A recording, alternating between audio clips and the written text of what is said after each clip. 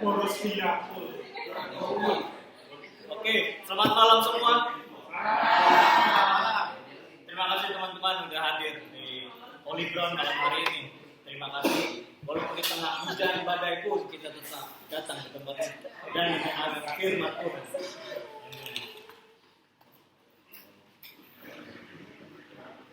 Dan malam ini teman-teman tidak sempat hadir karena mereka semua salah tiga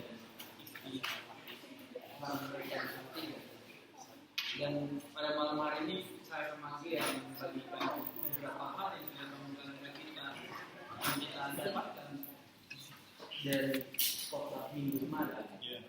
Dan kita melihat banyak hal yang luar biasa di dalam khotbah kemarin, dan bahkan kita bisa merasakan bagaimana hati Tuhan, dan saya bisa merasakan bagaimana Tuhan mau menegakkan standarnya di dalam komunitas ini untuk bisa membuat kita bisa melihat bagaimana cara hidup harusnya, dan bahkan kita bisa melihat bagaimana kita bisa hidup dengan order yang baik. Dan pastikan teman-teman kita siapkan hati dan pikiran kita malam hari ini, karena ini merupakan judul yang bisa membuat teman-teman makin membenci. Jadi, sebelum kita mulai, Ferdi bisa doa dulu. Mari kita ya Tuhan, kita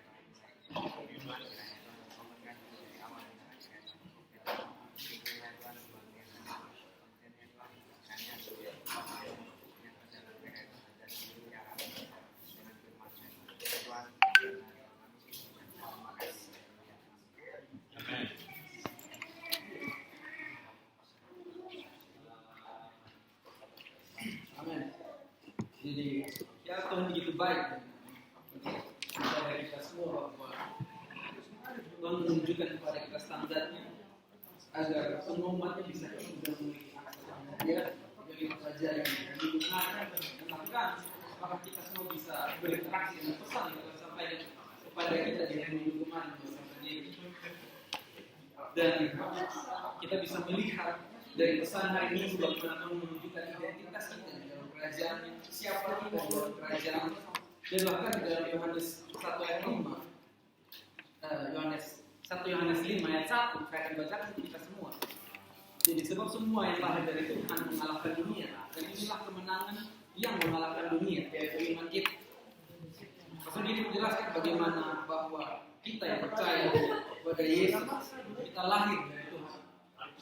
Jadi ketika kita memahami bahwa kita memiliki karakter Tuhan yang diturunkan kepada kita, kita lahir dari Tuhan, dan bahwa kita punya karakter yang sama dengan kita mengalahkan dunia. Dan kita harus memahami hal itu dan mengerti bahwa warisan kerajaan surga itu dilimpahkan kepada kita juga. Di dalam Roma 8 ayat 37 dikatakan bahwa tetapi dalam semuanya itu kita lebih daripada orang-orang yang menang oleh Dia yang mengasihi kita. Umat Tuhan di tempat ini dan mengatakan kepada kita semua bahwa ini adalah identitas yang kita miliki, bahwa kita lebih daripada pemenang. Kita adalah anaknya yang telah didesain kembali dengan kuasa dari kerajaan surga. Kita semua adalah bagian duta besar kerajaan surga. Apakah semua setuju dengan saya?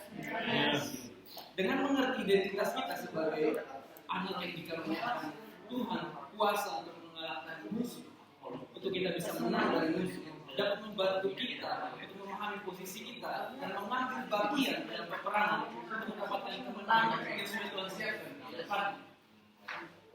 Jadi itu sangat penting dalam kehidupan kita. Jadi penting untuk kita mengidentifikasi keberadaan musuh di luar dan bahkan dalam kehidupan kita, dan berperang melawan musuh yang sedang berkeliaran seperti singa yang mengamuk, berperang melawan dosa yang ada dalam kehidupan kita. Apakah kita sudah mulai mengidentifikasi setiap area yang akan kita perangi di minggu-minggu ini setelah mendengar pesan di hari Minggu kemarin? Siapa yang sudah mulai mengidentifikasi setiap hal di dalam kehidupan yang harus dia perangi? Karena kita semua. Dan bahkan apakah kita sudah mengerti dan Tuhan membukakan setiap rencananya yang harus kita perjuangkan dalam kehidupan kita? So, dari apa yang dijelaskan Stanley tadi tentang bagaimana kita harus harus paham tentang identitas kita. Itu adalah seorang pemenang yang dari 1 Yohanes 5 ayat 4 sampai 5 tadi. Dan dari situ kami akan membawa teman-teman untuk melihat bagaimana sebelumnya judul kita malam hari sebenarnya adalah membenci musuh. Membenci musuh kita. Dan apa sih musuh kita? Musuh di sini adalah dosa. Dan yang hendak kami jelaskan adalah bagaimana identitas seorang pemenang itu adalah bagaimana kita semua sudah dimenangkan oleh Kristus. Kita buka ke Yohanes 1 ayat 12. Yohanes 1 ayat 12.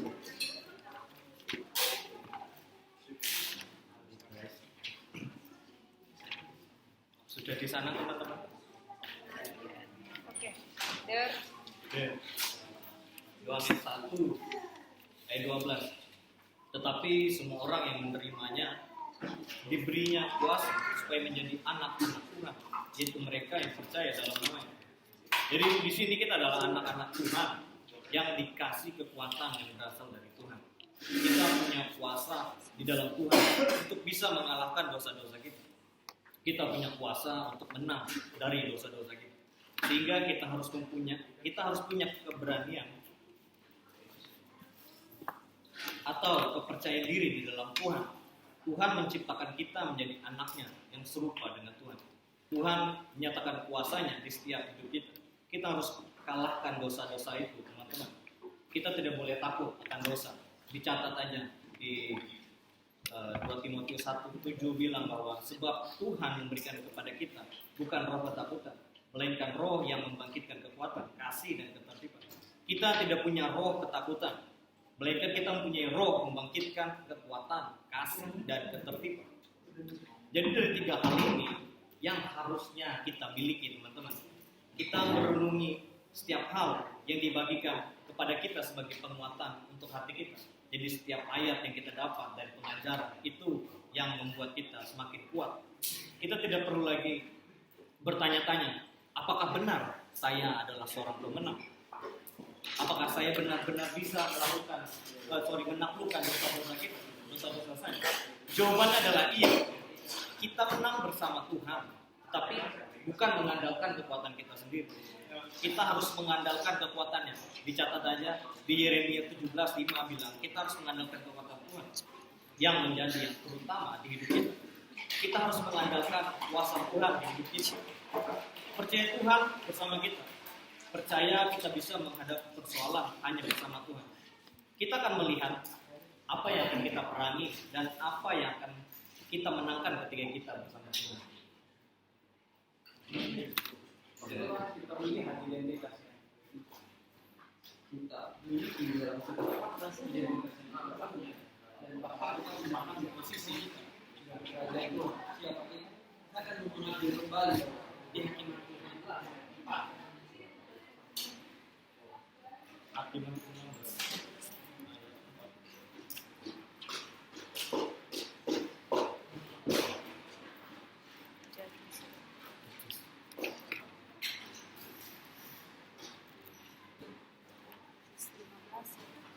Jadi 16 ayat 16 ayat 16 ayat 4. kasih lo menutup dulu 16. Sudah itu Simpson jatuh cinta pada seorang perempuan dari Basor yang menjadi kita bisa melihat dan belajar ketika saya berinteraksi dengan ayat ini dalam bahasa pasal-pasal sebelumnya, bahwa kalau kita lihat di pasal 14 orang tua Simpson mengingatkan dia bahwa perempuan dari Sorget orang tidak bersunat, tetapi di bagian situ rencana Tuhan yang digunakan untuk hal itu. Tapi di pasal 16 kita bisa lihat bagaimana Simpson betul-betul mulai jatuh dan terpikat dalam hal itu.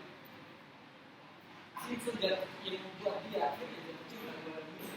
Maka Musa yang seharusnya dia terakhir, dia ini kita belajar bahwa kita seharusnya melakukan begitu. Kita harus sadari bahwa sesuatu yang menarik kita akan berkaitan dengan Tuhan itu dalam menghancurkan kita. dan bahkan juga pemisahan kita dari kuasa Tuhan. Dan ini yang saya lihat bahwa ketika sesuatu yang sudah Tuhan berikan dalam kehidupan saya dan bahkan bertentangan dan dia katakan tidak, ketika hal itu mengikat dalam kedagingan saya, dan saya menginginkan hal itu bakal menghancurkan kehidupan saya. Saya mau kita semua melihat hal itu dengan benar, bahwa terkadang kita perlu mengidentifikasi bahwa kita perlu mengingat perkataan Tuhan sejak mulai. Dan itulah kenapa penting siang dan malam kita merenungkan firman untuk kita bisa melihat terus standarnya agar kita tidak melupakan standarnya dan kita melanggar perintah itu dengan bagian dari firman. Dan saya mau mengajak kita untuk betul-betul melihat musuh kita dalam kehidupan kita. Dan dari tema kita pada malam hari ini, aku sama dia katakan bahwa hate your enemy. Do not love your enemy.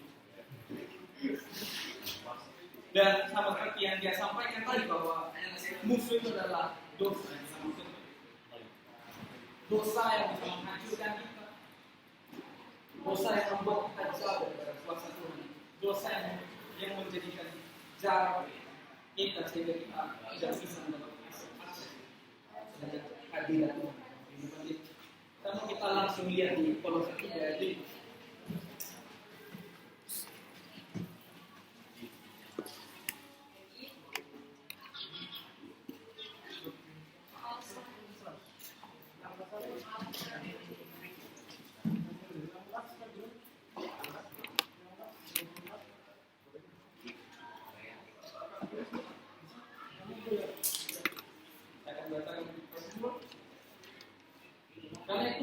Karena itu, matikanlah dalam dirimu segala sesuatu yang duniawi, cabulan, kenajisan, hawa nafsu jahat, dan juga keserakahan yang sama dengan penyembahan berhala.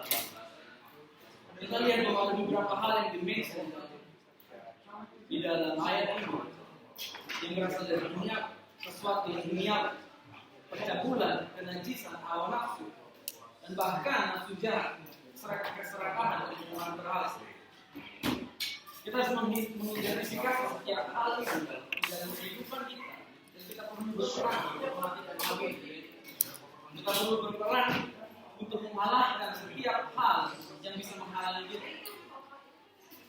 Ingat dalam perjanjian sudah disampaikan di hari Minggu bahwa jangan sampai dalam perjanjian ini dikotorkan dengan hal ini dalam kehidupan kita. Karena perjanjian di mana sebenarnya tempat Tuhan berkata di dalam kehidupan kita. Jangan sampai hal ini mengotori. Di ayat 6 kita bacakan lagi bahwa semua itu mendatangkan murka Tuhan atas orang-orang durhaka. Dahulu kamu juga melakukan hal-hal itu ketika kamu hidup di dalam, tetapi sekarang buanglah semua itu, yaitu marah, geram, kejahatan, fitnah, dan kata-kata kotor yang keluar dari mulutmu. Jangan lagi kamu saling mendustai, karena kamu telah meninggalkan manusia lama serta kelakuan, dan telah mengenakan manusia baru yang terus-menerus diperbaharui untuk memperoleh pengetahuan yang benar menurut gambar Ali. Kita hidup di dalam generasi di mana orang-orang itu mereka kompromi dengan hal ini. Percabulan, kenajisan, hawa nafsu itu sudah bukan menjadi hal yang betul-betul harus dihancurkan dari kehidupan mereka.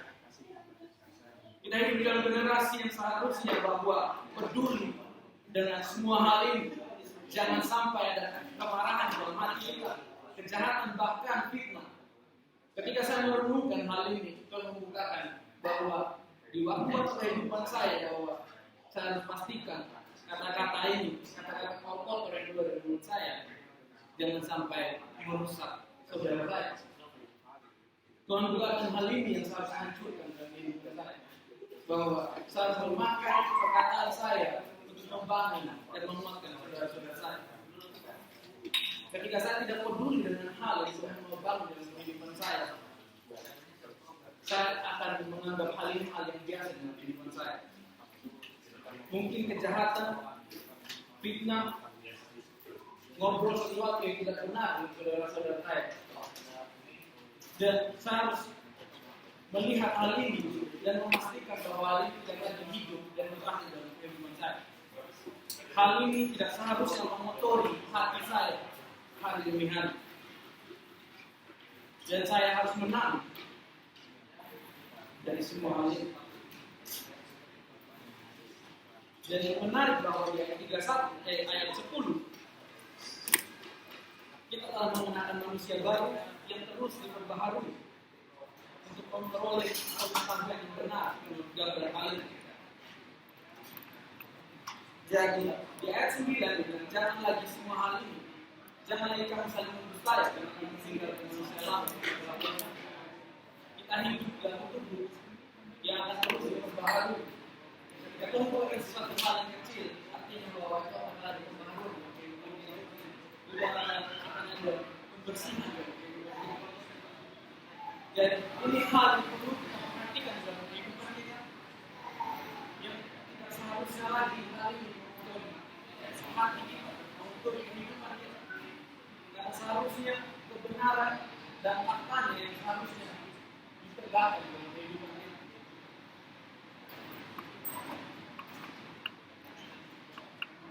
Kita lihat di Galatia 5:13.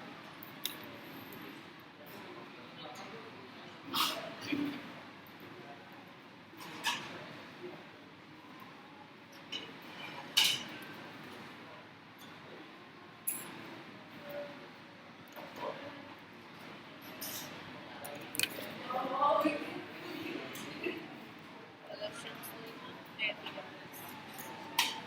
Betul? Ada yang saya benar.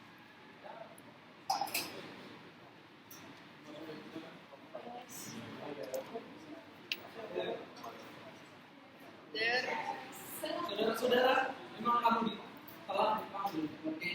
Tapi janganlah menggunakan kemerdekaan itu sebagai kesempatan untuk hidup dalam dosa. Melainkan adalah orang lain oleh kasih. Di awal tadi kita buka dengan identitas siapa kita, bahwa kita dipanggil untuk kemerdekaan hal itu. Ketika kita mengidentifikasi semua hal itu, kita bisa menang dan merdeka. Karena kita punya kuasa bisa mengalahkan hal itu kehidupan kita. Ketika kita punya kuasa dan mengetahui mana yang harus kita hancurkan, jangan kita kompromi dengan hal itu. Jangan kita membiarkan hal itu hidup dalam kehidupan kita. Karena kita dipanggil untuk merdeka. Sehingga kita betul-betul mempergunakan semua hal itu untuk hidup dalam kemerdekaan ini, bukan hidup dalam dosa. Jadi, saya mau menguatkan setiap orang di tempat ini untuk kita betul-betul melihat bahwa Tuhan mengaruniakan hal yang luar biasa dalam kehidupan kita. Untuk kita bisa hidup dalam hal itu. Kita dipanggil untuk merdeka. Sehingga kita betul-betul mempergunakan hal itu untuk kita betul-betul bisa hidup membawa kemuliaan bagi Allah.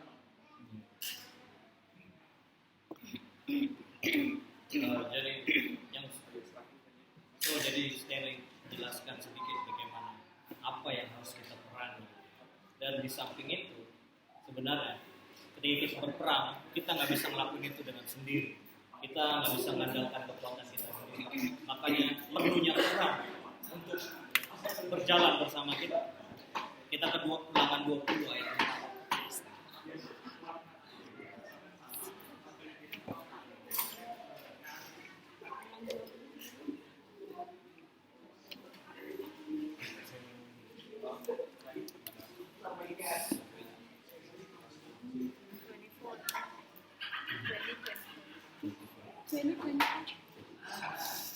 Ulangan 20 ayat 4.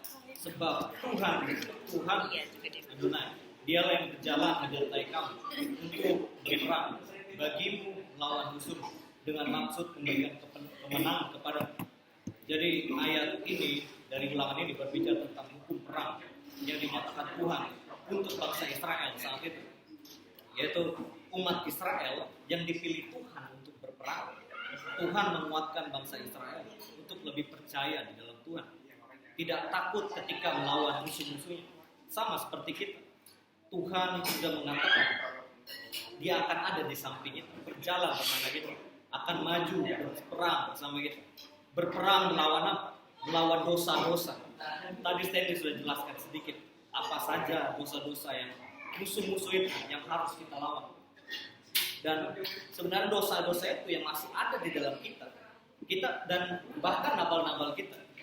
Maka dari itu kita harus menumbuhkan jiwa pemenang itu kepada terhadap dosa kita itu.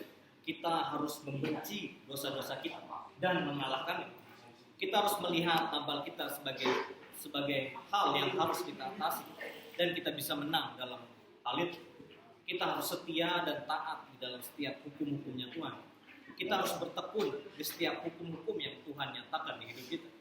Kita harus meletakkan setiap ketetapan-ketetapan yang Tuhan sudah di dalam hati kita. Sehingga apa yang Tuhan telah rancangkan, yaitu kemenangan itu, kita akan mendapatkan kemenangan di dalam peperangan bersama musuh-musuh kita. Katakan menang, teman-teman. Dan dari sini kita belajar melihat bagaimana dosa itu benar-benar harusnya kita perangi. Dosa itu harusnya kita benci juga. Dan bukan kita simpan baik-baik di dalam hidup kita. Melainkan harus kita benar-benar kita bersihkan. Kita akan lihat itu di Keluaran 12 ayat 9.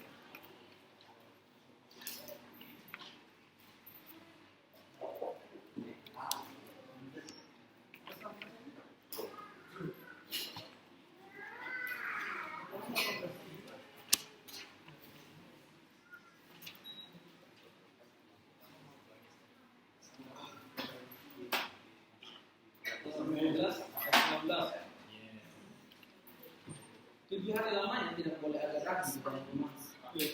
Sebab setiap orang yang makan sesuatu berada orang yang harus dilenyapkan dari antara jemaah Israel. Baik ia orang asing, baik ia orang asal. Sesuatu apapun yang beragam tidak boleh kamu makan. Kamu makanlah roti yang tidak berada di segala tempat nyaman. Jadi kita bisa melihat dari ayat ini bahwa ragu, saya rasa semua tahu bahwa apa yang direpresentasikan ragu di sini. Ragu itu adalah dosa. Bahwa di ayat ini umat Israel betul-betul tidak boleh ada ragu waktu itu. Dan di dalam rumah mereka jangan ada sama sekali ragu. Jadi ketika kita melihat bahwa sebab itu baiklah kita berpesta bukan dengan ragu yang lama, bukan dengan ragu yang baru. Benar. Dan Gea mention tadi bahwa jangan sampai dosa itu kita sembunyikan di dalam kehidupan kita. Jangan sampai masih ada setiap hal itu yang masih ada dalam kehidupan kita. Dan ini adalah kesempatan bagaimana kita bisa memperhatikan setiap detail dalam kehidupan kita. Apakah masih ada ragu? Apakah masih ada ragu yang masih tersimpan dalam kehidupan kita? Adalah waktunya untuk kita bisa betul-betul menyelidiki hal itu. Ketika kita menemukan hal itu harus dikeluarkan dalam kehidupan kita. Sombongan, bahkan semua hal yang bertentangan dengan apa yang Tuhan rindukan untuk terjadi dalam kehidupan kita. Itu seharusnya harus dikeluarkan. Bahwa kita harus betul-betul melenyapkan semua hal itu. Di sini dia bilang bahwa setiap orang harus, ketika ada orang yang ditemukan ada sesuatu yang berat di dalam rumahnya, orang itu harus dilenyapkan. Ketika kita membiarkan ragu itu di dalam kehidupan kita, ketika kita membiarkan ragu itu tinggal di dalam kehidupan kita, di lingkungan kita hidup dalam, itu akan betul-betul dihancurkan. Artinya bahwa kehidupan kita itu akan merusak kehidupan kita. Jadi itulah kenapa penting bahwa kita harus menyelidiki setiap hal itu dalam kehidupan kita, sehingga tidak ada lagi ragu dalam kehidupan kita.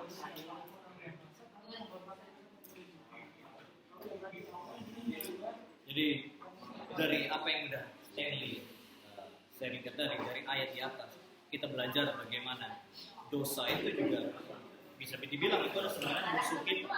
Jadi ragi itu adalah musuh kita yang harus kita perangi juga. Dan di sini aku akan bawa teman-teman untuk melihat bagaimana suatu peperangan dosa, bagaimana kita bisa melawan dosa-dosa kita.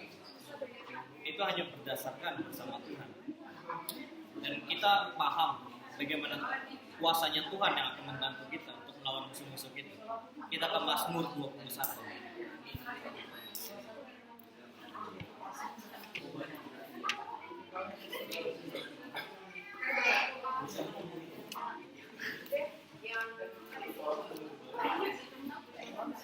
Mazmur 21 ayat 8 sampai 10. Mungkin beberapa terjemahan ada yang dari 7 sampai 9. Tapi kalau LAI terjemahan Indonesia TB terjemahan baru itu dari 8 sampai 9. Sebab raja percaya kepada Tuhan dan karena kasih setia yang maha tinggi, ia tidak goyah. Tanganmu akan menjangkau semua musuh, tangan kananmu akan menjangkau orang-orang yang dibenci engkau. Engkau akan membuat mereka seperti perapian yang menyala-nyala. Pada waktu engkau menampakkan diri, ya Tuhan, maka Tuhan akan menelan mereka dan api akan memakan mereka. Jadi ayat ini berbicara tentang kemenangan yang Tuhan berikan kepada bangsa Israel. Jika teman-teman lihat dari pasal 20, pasal sebelumnya sampai 21 ini, sebenarnya ini saling berhubungan gitu. Saling berkesinambungan. Karena apa? Karena di pasal 20 berbicara tentang doa, permohonan, kemenangan dari raja itu. Kemudian di pasal 21 adalah doa tentang ucapan syukur karena kemenangan itu terjadi. Jadi artinya adalah Daud berhasil, bangsa Israel saat itu berhasil menang perang pada saat itu. Dan dia tidak lupa juga mengucap syukur di dalam kemenangannya yang mengandalkan Tuhan yang lebih utama. Daud adalah salah satu contoh tokoh yang kita bisa teladani. Bagaimana sikapnya yang ketika benar-benar percaya di dalam setiap rancangan Tuhan dan rancangan nyata itu akan terjadi. Dan ayat ini kita lihat bahwa musuh membenci Tuhan. Di sini apa maksudnya gitu? Setelah saya cari-cari, saya riset tentang ini. Bagaimana bisa musuh membenci Tuhan kita, Israel, Adonai, Elohim. Menariknya, sebenarnya mereka itu cemburu kepada Israel pada saat itu. Karena bangsa Israel merupakan bangsa yang diberkati Tuhan. Mereka mendapatkan kemenangan terhadap musuh-musuh. Karena Tuhan turut beserta bangsa Israel saat itu. Sehingga Tuhan pun menghukum musuh-musuh Israel pada saat itu. Kita lihat teman-teman betapa besarnya kuasa Tuhan Adonai kita. Kita harus menyerahkan rencana kita kepada Tuhan. Bahkan seluruhnya kepada Tuhan. Segala kekuasaan kita, rasa cemas kita ketika kita sedang berperang. Biarkan Tuhan membantu peperangan kita. Karena ketika Tuhan membantu peperangan kita, di situ kita akan mendapatkan kemenangan. Dia merencanakan di setiap hidup kita, bahkan sebelum kita berperang. Maka dari itu, kami akan memberikan sedikit tips untuk teman-teman bisa berperang melawan musuh-musuh. Atau bisa dibilang dosa-dosa kita. Kita ke 2 Timotius 3.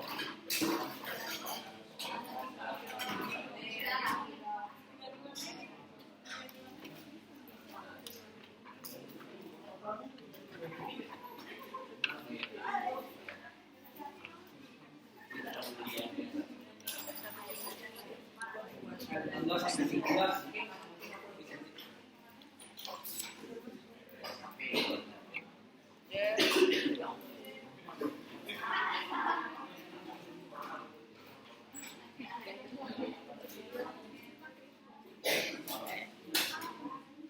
Segala tulisan yang dilakukan Tuhan memang bermanfaat untuk mengajar, menyatakan kesalahan, untuk memperbaiki kelakuan, dan untuk mendidik orang dalam kebenaran. Dengan demikian, ketika manusia kepunyaan Tuhan diperlengkapi untuk setiap perbuatan baik. Saya percaya kita semua tahu ya ini bahwa ini adalah tulisan Paulus. Tetapi ya di ayat sebelumnya ayat 14 dan 15 di situ dia bilang bahwa peganglah tetap berpegang pada kebenaran yang telah kau terima dan kau yakini, dengan selalu mengingat orang yang telah mengajarkannya kepada. Ya, ini kita belajar bahwa sangat penting kita dikelilingi oleh imam. Imam yang berdiri yang menegakkan standar Tuhan dalam kehidupan kita. Dan saya mengalami hal ini juga bahwa di dalam kehidupan saya senang untuk membawa diri saya dengan orang-orang yang sudah Tuhan tentukan untuk menegakkan standar Tuhan dalam kehidupan saya. Setiap Sabtu kita ada pertemuan. Saya dia ada pertemuan dengan para pemimpin kita. Dalam pertemuan itu mereka menegakkan setiap firman Tuhan. Pasal saya membantu saya bagaimana mempertahankan ketakutan saya. Saya coba putus ditaruh dari saya. Saya takut berdiri bagi perkataan Tuhan yang seharusnya saya sampaikan. Tuhan menunjukkan hal itu kepada pemimpin saya. Dan Tuhan juga memberikan kebenaran firman Tuhan itu untuk bagaimana menguatkan saya, mengajarkan saya untuk saya tetap berdiri dan berjalan dengan benar. Saya percaya juga bahwa dalam kehidupan setiap kita ada setiap kebenaran-kebenaran Tuhan dan firman-firman Tuhan yang ditanamkan dan diberikan kepada setiap orang di tempat ini. Baik itu dalam menyatakan kesalahan dan bahkan memperbaiki kelakuan. Dan juga mendidik setiap orang yang benar. Artinya bahwa ketika kita menerima perkataan itu, apakah kita mau mengambil itu semua? Kalau kita tidak, kita biarkan musik menang dan memakai hal itu untuk mengalahkan itu. Karena sebenarnya kita semua diperlengkapi dengan setiap perkataan-perkataan Tuhan ini di dalam kehidupan kita. Ketika kita mengabaikan hal itu dan tidak mengambil semua hal itu, musuh akan tetap berdiri dengan temboknya yang kuat. Dan kita tetap terperangkap dalam hal itu. Artinya bahwa kita tidak akan menjadi benar dari kesalahan kita. Kita tidak akan mengetahui kebenaran sesungguhnya. Padahal itu diberikan kepada kita. Kelakuan kita tidak bisa dibenarkan. Sebenarnya kita bisa hidup dalam kebenaran, tetapi kita tidak bisa mendapatkan kebenaran yang berjalan dengan benar. Karena perkataan Tuhan yang sudah ditetapkan, perkataan Tuhan yang sudah ditegakkan untuk kehidupan kita saat ini, dari pemimpin sampai siapa, untuk kehidupan kita semuanya mengarahkan kita kepada kebenaran. Semua yang mengarahkan kita sudah lengkapi. Yang malah pahami bahwa ketika firman Tuhan ditegakkan dalam kehidupan kita harus melihat juga bahwa ketika kita dalam hal ini, musuh bisa mengalahkan kita bisa dikalahkan dengan hal ini. Jadi ini yang sebenarnya kita mengajak kita semua dan menguatkan teman-teman semua bahwa standar-standar Tuhan yang diberikan kepada kita itu semua bakal mengajari kita untuk menang. Itu semua bakal mengajari kita untuk berjalan dalam kebenaran. Itu semua mengajari kita bagaimana kita bisa diperlengkapi setiap pekerjaan baik yang sudah Tuhan tentukan. Kita lihat Samson, dia dalam kebaikan, tetapi dia lupa dan tidak melihat kembali standar Tuhan yang telah ditegakkan itu. Jadi standar Tuhan yang akan mengajari kita dan membuat kita menang, mengarahkan kita kepada kebenaran untuk setiap pekerjaan baik dan kebaikan.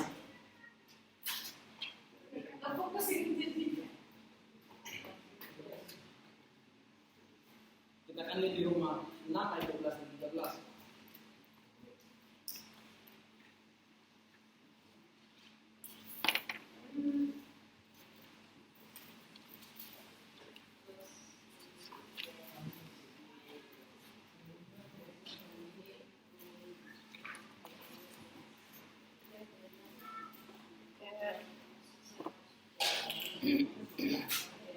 Sebab itu, hendaklah dosa jangan berkuasa lagi di dalam tubuhmu. Supaya kamu jangan lagi menuruti keinginan. Janganlah kamu menyerahkan kepada tubuhmu kepada dosa dengan pakai senjata lain.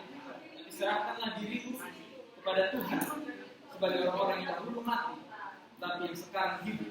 Dan serahkanlah anggota tubuhmu kepada Tuhan menjadi senjata-senjata kebenaran. Siapa yang rindu kehidupan yang dipakai Tuhan untuk menjadi senjata-senjata kebenaran bagi kerajaan, kita semua memiliki kerinduan yang sama. Dan sama menguatkan teman-teman semua bahwa serahkan semua kehidupanmu kepada Tuhan untuk itu dipakai menjadi senjata-senjata kebenaran melalui setiap kebenaran yang telah ditegakkan dalam kehidupan kita, melalui setiap kebenaran yang diajarkan kepada kita. Setiap firman Tuhan yang standar Tuhan yang telah ditegakkan dalam kehidupan kita, pakai semuanya itu menjadi standar bagi masa kita hidup. Kita akan lihat di Efesus 6 ayat 11.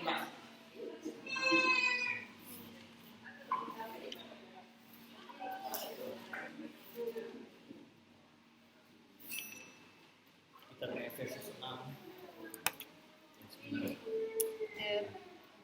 Itu yang Stanley jelaskan sedikit tadi tentang inilah bagaimana cara kita melawan iblis itu, melawan musuh-musuh kita. Efesus 6 ayat 11, kenakanlah seluruh perlengkapan senjata Tuhan supaya kamu dapat bertahan melawan tipu muslihat iblis. Jadi ayat ini adalah salah satu ayat yang mungkin kita sering banget kita dengar teman-teman. Bahkan saking seringnya kita lupa dengan ayat ini. Maka dari itu tugas saya untuk mengingatkan kembali untuk melihat dan mendengar ayat-ayat ini lagi. Karena menurut saya ayat-ayat di pasal ini mempunyai arti yang luar biasa. Kita langsung aja ke ayat 14 sampai 18 di pasal yang sama. Jadi berdiri tegap, berikat pinggangkan kebenaran, dan berbaju sirahkan keadilan. Kakimu berkasutkan kerelaan untuk memberitakan Injil damai sejahtera. Dan dalam segala keadaan pergunakanlah perisai iman. Sebab dengan perisai itu kamu akan dapat memadamkan semua panah api dari penjahat. Dan terimalah ketopong keselamatan dan pedang roh, yaitu firman Tuhan. So dari ayat ini teman-teman bisa merenungkan lagi bagaimana pahami setiap senjata perang yang Tuhan berikan di ayat-ayat ini. Dari ayat ini teman-teman bisa mengingat kembali setiap senjata Tuhan itu di tiap masing-masing di tempat orang-orang di tempat ini, dan pergunakan setiap senjata itu, perlengkapan Tuhan itu untuk melawan musuh, berperang melawan musuh. Karena kita adalah pemenang, teman-teman. Kita tidak ditakdirkan kalah oleh musuh, tapi kita ditakdirkan untuk menjadi penakluk untuk musuh-musuh kita. Saya akan menanyakan kepada kita semua bahwa ayat yang dia sampaikan ini bahwa saya percaya kita semua menerima hal ini. Ketika kita serang, ketika kita ada di dalam masalah, bahkan ketika kita ada di dalam kesusahan, apa yang kita terima dari pemimpin? Apa yang kita terima dari saudara-saudara kita? Saya mau bertanya kepada teman-teman semua. Dan ini dimension ayat 17. Firman Tuhan. Apakah kalian menerima kata-kata duniawi ketika kalian ada dalam kesusahan? Mereka memberikan kita firman Tuhan. Ya. Apa firman Tuhan itu? Dan roh. Ini akan kita pakai untuk kita menghajar musuh, kita pakai untuk mematikan semua hal yang membuat kita terpenjara, yang membuat kita terkepung. Kita pakai firman Tuhan yang telah memberikan. Kita terima banyak hal yang Tuhan berikan dalam kehidupan kita. Dan saya mau kita menyadari hal itu. Dan saya mau kita memakai betul-betul hal itu yang telah diberikan kepada kita. Dan saya percaya bahwa semua hal itu bukan hanya random diberikan. Semua hal itu bukan karena kesukaan orang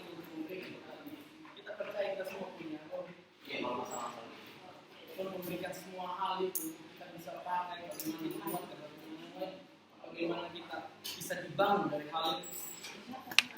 Saya mau kita semua melihat hal itu dengan pandangan yang benar. Jika kamu ada dalam kelemahan, ketika pedang itu diberikan ke kamu saat itu juga, kamu pakai pedang itu dan berdiri pedang itu paling menghargai semua hal, kekhawatiran, ketakutan.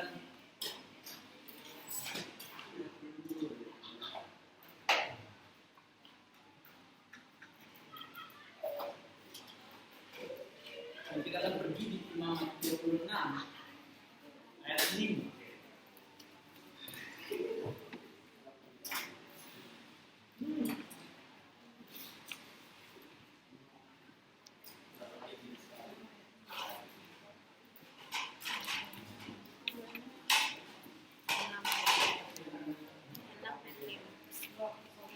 Dua enam.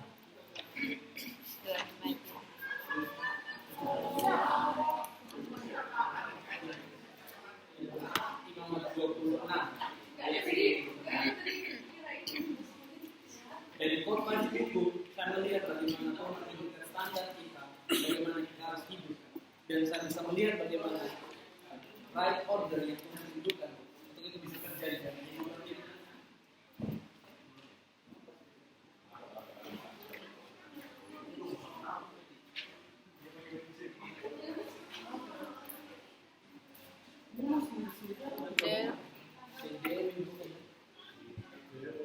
Hasil tanahmu akan berlimpah-limpah sehingga bila sudah sampai waktunya untuk memetik buah anggur, kamu masih memakan gandum. Dan bila sudah sampai waktunya untuk menanam gandum, kamu masih memetik buah anggur.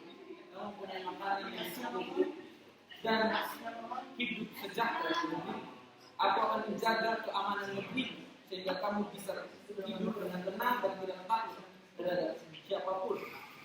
Binatang-binatang buas akan melenyapkan dari negeri itu dan tidak ada lagi peperangan di negeri kamu. Kamu akan sanggup mengalahkan musuh-musuh dengan 5 orang. Kamu sanggup mengalahkan 100 orang. Dengan 100 orang kamu sanggup mengalahkan 10 orang. Dari ayat ini, kalau kita lihat di ayat sebelumnya,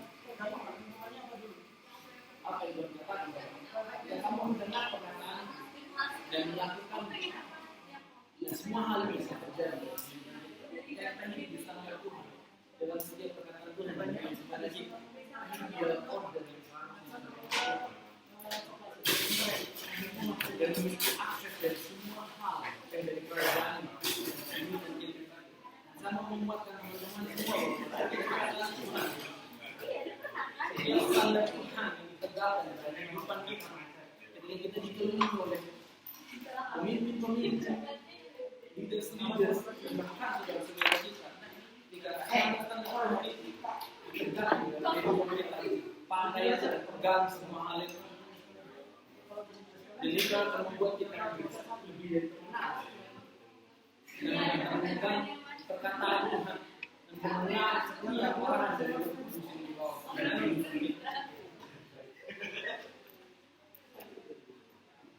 Dan saya senang di ayat 7 dan 8 di sini dia bilang bahwa kamu akan sanggup mengalahkan musuh-musuh dengan 5.000. Dengan 5 orang kamu akan sanggup mengalahkan 100 orang. Dan dengan 100 orang kamu akan sanggup mengalahkan 10.000 orang. Nah ini dijadikan kepada Israel ketika mereka berpegang pada perkataan Tuhan sesuai dengan perintah. Dan saya percaya bahwa ini akan terjadi juga di dalam kehidupan kita. Kita akan bagian dari kerajaan ini. Kita mengambil bagian dari keselamatan. Dan kita akan dikaruniakan dengan kekuatan yang sama.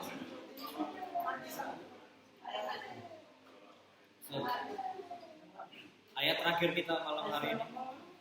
Yang terakhir deh. Wahyu 3.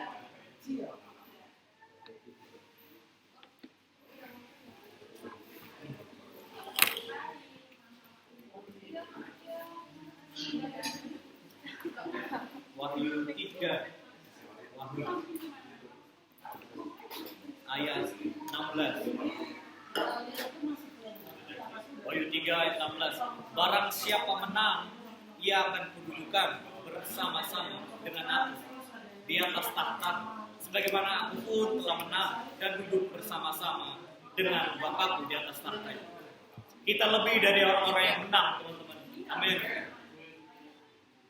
Tuhan menetapkan kita untuk terus menang di setiap peperangan kita. Tuhan mengingatkan kita untuk terus pakai setiap perlengkapan apa yang telah Tuhan nyatakan di dalam 2 Timotius tadi dan juga di Efesus 6. So, teman-teman, teruslah jadi pemenang. Amen. Siapa mau menang di sini? Amin. Percaya dirilah di dalam Tuhan.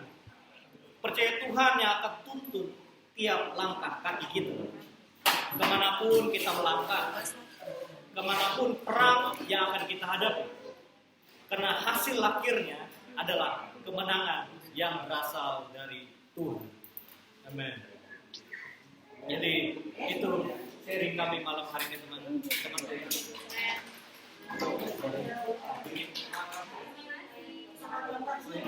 Oh sorry, 21 ya? 3, 21. Oh, salah bukti. Siapa yang mengerti apa yang saudara-saudara kita sedang bagikan hari ini? Bahwa kita perlu tahu di mana kita berdiri. Ya. Artinya kita harus tahu posisi kita harus tahu di mana posisi kita berdiri. Ada beberapa hal yang saya catat dari apa yang mereka katakan hari ini. Pertama adalah kita harus melihat musuh dengan kebencian. Artinya kita harus melihat dosa dengan ketidaksukaan. Ya. Minggu kemarin saya sebutkan contohnya yaitu adalah si Betawi Samson.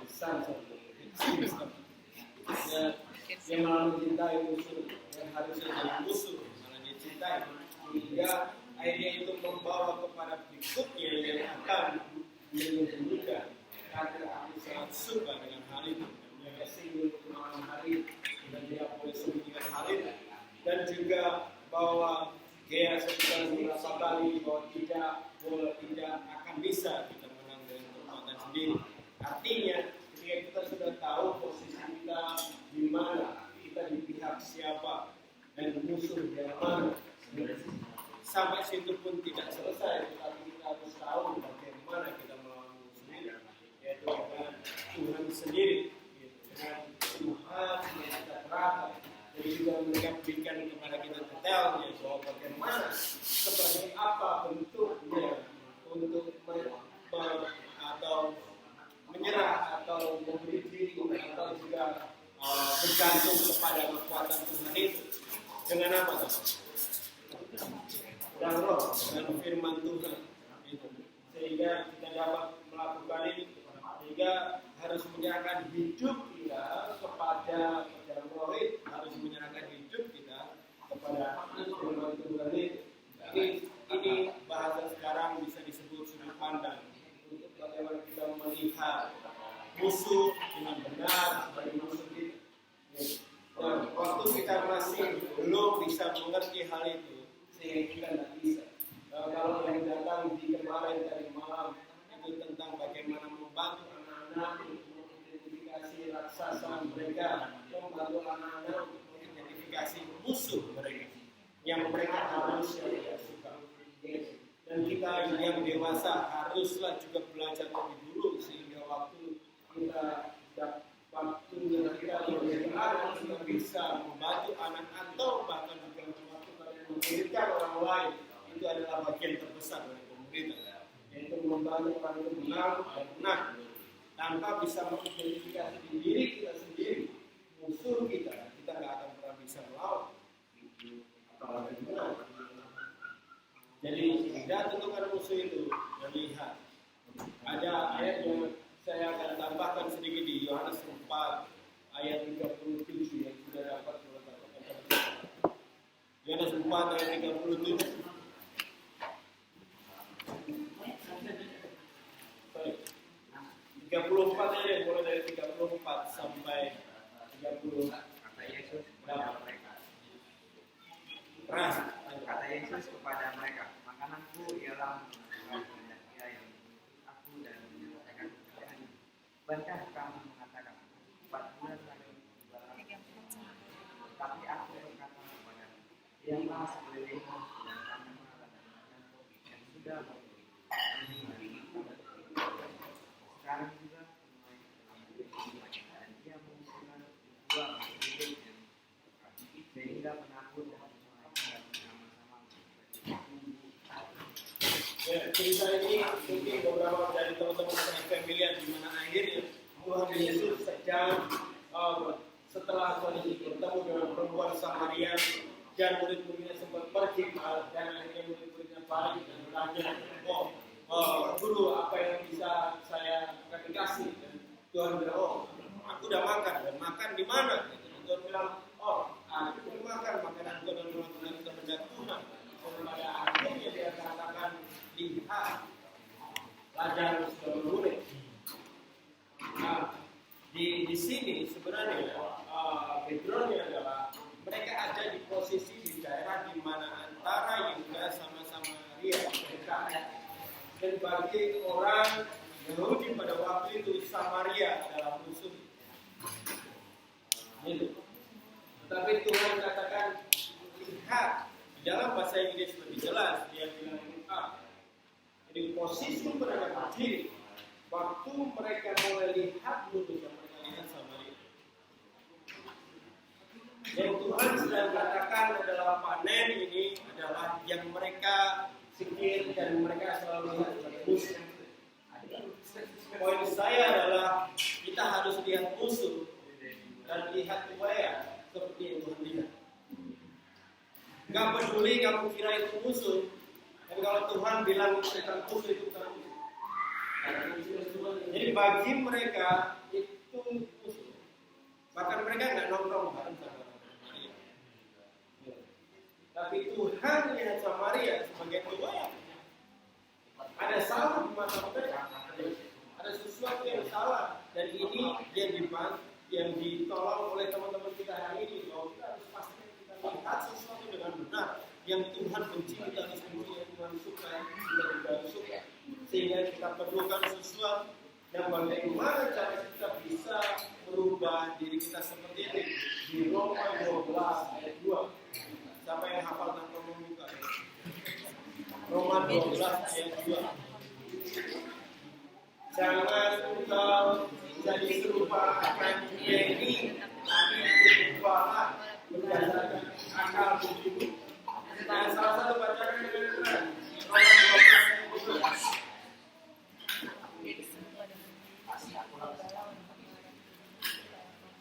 Janganlah kamu berubah Itulah ibadah. sehingga kamu dapat membedakan apa yang baik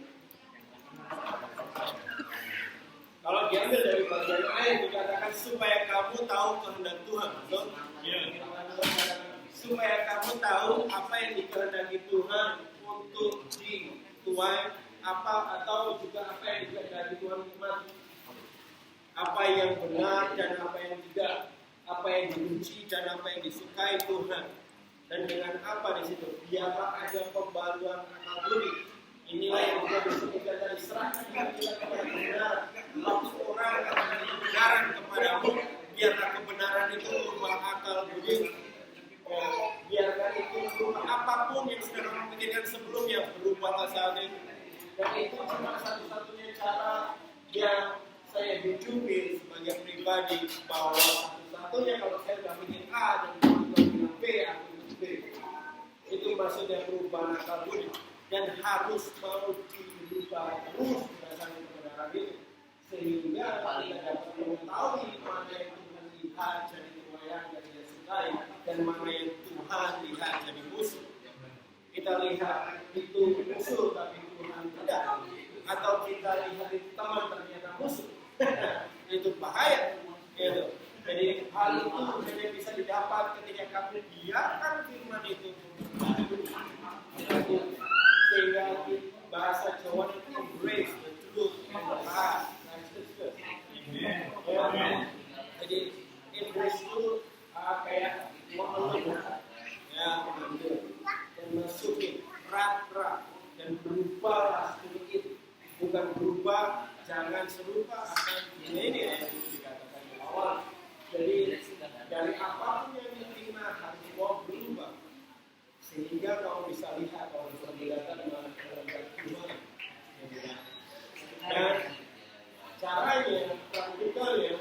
1 Samuel 17 ayat 40.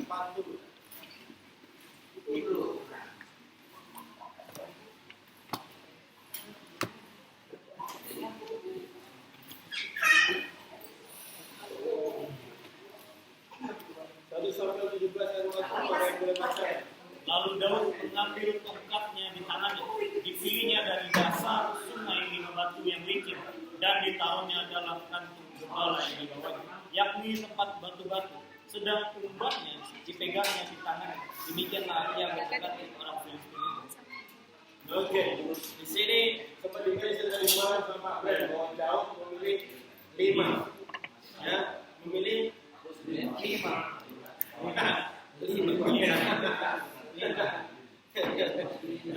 Lima batu, tapi uniknya dia pilih batu yang licin, ya bukan kotak yang licin, tapi batu yang licin. Di sini nggak ada kotak. Aman. Dia pilih batu yang licin. Lucunya adalah bahasa aslinya batu yang licin ini itu adalah haluk. Haluk itu artinya adalah licin. Amen. Benar-benar artinya cuma licin aja gitu kan. Artinya kalau memang kita enggak terlalu dalam, kita juga nggak bisa dalam, kita dalam. Artinya memang yang dibutuhkan adalah smooth stone. Di banyak komentar disebutkan bahwa smooth stone itu membantu untuk itu bisa pesat lebih cepat waktu lepas dari ini butanya dia. Jadi kecepatan maksimal ya, target yang maksimum. Artinya sesuatu yang paling dibutuhkan saya dapat dulu. Yang paling penting. Tadi malam waktu saya duduk sama teman saya yang namanya inisialnya Daniel itu. Itu bukan inisial. Dia reaction saya terus. Ini apa bedanya Pak sama kita? Bedanya adalah ini batu licin. Ini semua batu di sini. Tapi yang stone adalah batu licin, batu yang berguna betul untuk raksasa saya. Yang paling dibutuhkan untuk raksasa saya. Yang paling berguna untuk hal itu. Yang waktu baca, kamu paling interest dengan ayat itu. Yang kau baca, kau paling langsung dengan siapa musuhmu dan siapa kamu. Itu. Yang begitu kamu baca, kamu langsung ingetin dirimu lagi kehendak Tuhan. Tidak semua batu. Kalau memang mau semua, ya mau bawa. Baca seperti ini setiap saat untuk melihat dan apa yang sedang kamu alami. Kalau kamu ada satu saat satu malam saya melihat terhadap siapa waktu itu. Dan yang saya lakukan, saya mau masuk kamar, saya buka stone saya. Untuk mengingatkan kembali batu untuk raksasa yang saya miliki. Sehingga semua orang harus punya stone. Bukan hanya semua ayat yang teman-teman dapatkan di dalam ulang tahun. Pasti banyak banget, apalagi dalam tahun ketiga. Dari yang ulang tahun, dari yang masuk, dari yang teman-teman dapatkan sendiri. Pilih yang paling licin, yang paling efektif, yang paling kamu mengenal, dan kamu ingat. Pilih stone itu, dan buat kamu bisa lawan. Ingat, paham yang pertama adalah berusaha musuh yang mana. Yang kedua adalah membenci musuhmu dengan cara yang benar, ikuti kebenaran yang terus memperbarui ini. Dan pada akhirnya kamu bisa pilih, kamu identifikasi musuh dengan benar, pilih senjata yang benar juga. Setiap orang bisa punya ayat yang sama, bisa juga tidak. Itu. Di mana saya jelaskan sedikit tentang senjata untuk mengingatkan saya ayat yang paling efektif banget. Ingatkan saya untuk kebijaksanaan. Semua teman-teman ini tahu ada 4 yang dianggap remeh tapi mereka bijaksana. Yang pertama adalah semut. Semut dia walaupun lemah tapi dia menyimpan makanan yang untuk musim panas. Kalau kita katakan itu bijaksana, juga disebutkan bahwa cicak pun bisa ditangkap pakai tangan tapi di rumah raja pun ada 4. Yang satunya lagi mundur-mundur kayak bahasa Jawanya itu. Dia nggak kuat tapi dia bangun rumah di bahkan di batu karang itu disebutkan. batu karang yang di pinggir di tepi. Hal-hal itu yang selalu mengingatkan saya kalau bijaksana itu bicara tentang persiapan untuk masa depan. Bijaksana itu bicara tidak hanya bicara tentang kekuatan fisik, tapi bagaimana kalau membangun sesuatu yang lebih kuat daripada diri sendiri di atas itu. Dan juga bicara mungkin semua orang bisa menangkapnya, tapi dia bisa ada di mana-mana. Artinya kalau bijaksana pun dapat membawa engkau itu bicara tentang kontrol diri, di mana engkau bisa ada di mana-mana yang menjadi kamu. Jadi kondisi manusia batang dan hal-hal kayak itu jadi senjata untuk ingat itu. So, dan paling enak. Mulai hari ini setiap ketemu paling enggak aku akan tanya teman-teman salah satu story. Kalau butuh kertas kasih tahu, saya mungkin masih ada stoknya, tapi buatnya. Saya nggak suka cerita. Itu pewarna, mungkin cara-cara terbusukan. Gitu. Kapan hari saya lihat investasi ada, tapi lu bilang kadang-kadang ada, kadang-kadang enggak. Atau buat sendiri story, terserah. Buat sendiri ukuran kartunya yang bisa taruh satu. Mau ukuran kartu nama juga banyak. Kalau ukuran kartu nama kartunya banyak. Tapi kalau ukuran yang sering kita pakai itu jarang aja. Yang ukuran kartu nama aja pakai hal itu untuk kalian bisa melawan raksasa. Kalau kamu latih diri seperti itu, kamu akan dipakai untuk memerangi orang itu dan juga berhasil. Jadi mulai dari membenci musuhmu dan takutkan dia. Karena kita mau. Oke. Jadi itu tambahan saya jauh untuk menambah segala sesuatu yang teman-teman kita yang sudah berikan. Itu luar biasa untuk bisa lihat musuh, untuk membenci musuh itu, untuk membangun dengan ini. Maksud saya dalam biarkan firman Tuhan saya kasih dan berupa hal budi. Ambil itu yang berharga, yang paling mengena bagi hidupmu, tuliskan dan lihat